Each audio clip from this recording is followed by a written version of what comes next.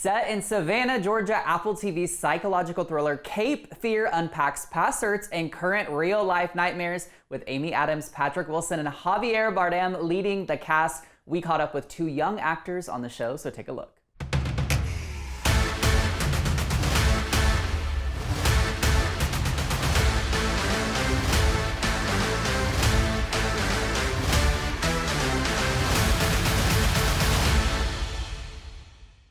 Joining me now are two stars of Cape Fear, Lily Collias and Malia Pyles. Hi, ladies. How are you both? Good. So good. How are you?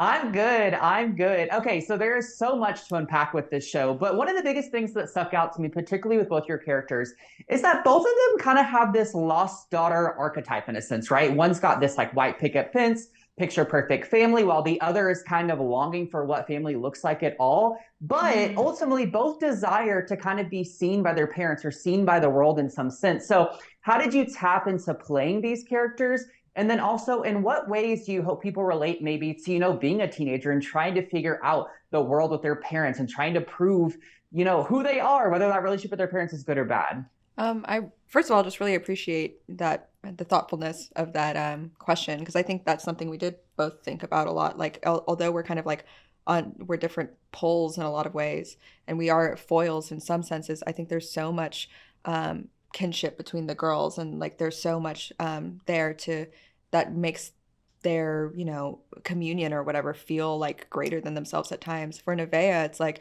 as much as she's antagonizing this family, there's a part of her that's also wanting to integrate into it, in some ways. I think you can see that by the way that she kind of sinks her claws into each member in a very individual way. But yeah, I think when you meet these two characters, there is like, as much as we're both acting from our own agendas and our wants and desires, like there's an earnesty about the way that I think Nevaeh finds Natalie and kind of wants to liberate her or save her in some ways. And I don't know, we had a beautiful time discovering the arc, I think, together. Yeah, and I think them together, it's like such a special bonded relationship, because I think they're the only two people in this story that are taking time to like see what this is doing and how much it's impacting each other. Yeah. Because I think they're both very overlooked by their families. Yeah, and I think it's like easy to point fingers at these young girls too, but at the same time it's like part of becoming an adult, because they're both like 16 or 17, they're so young, is like, how do you know the bounds of your will unless you really go there with your rebellion or questioning your parents or questioning the foundational things to be true about your community or about like the place you live in. So it was a treat to get to explore that and investigate it. Yeah, it was really nice to watch, and I really do think that a lot of people relate to that in some way. Another really big theme throughout the show is innocence and what that means, also the flaws within the criminal justice system, obviously through a very dramatic show lens, but how do you all feel the show touches on that and really speaks to innocence? And then also, how do you hope that maybe people have a mind shift of sorts? Because I think that what's really cool is, like with Javier Bardem's character, although he's very intense, it humanizes like a prisoner or criminal in a lot of ways too, which I think is huge.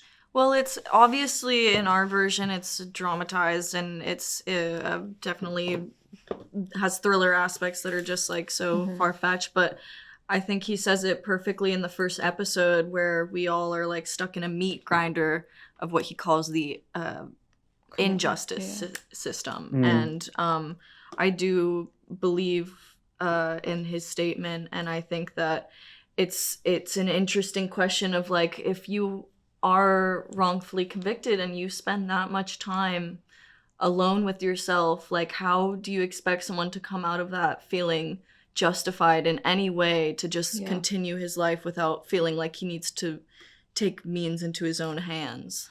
Yeah, I mean, I think sometimes the prison system has a way of like warping people and instead of like rehabilitating them. I don't know. A lot of my research also had to do, and this is kind of like, I don't know if this is a detour, but like with Charles Manson, and like as another person that like went to prison and had this crazy philosophy that he took out and then like used it to manipulate a bunch of women into carrying out really malevolent acts. And I don't know, I think there's a conversation there definitely to be had, but at the end of the day, our show's meant to be entertaining and meant to be really kind of a journey of twists and turns and a roller coaster.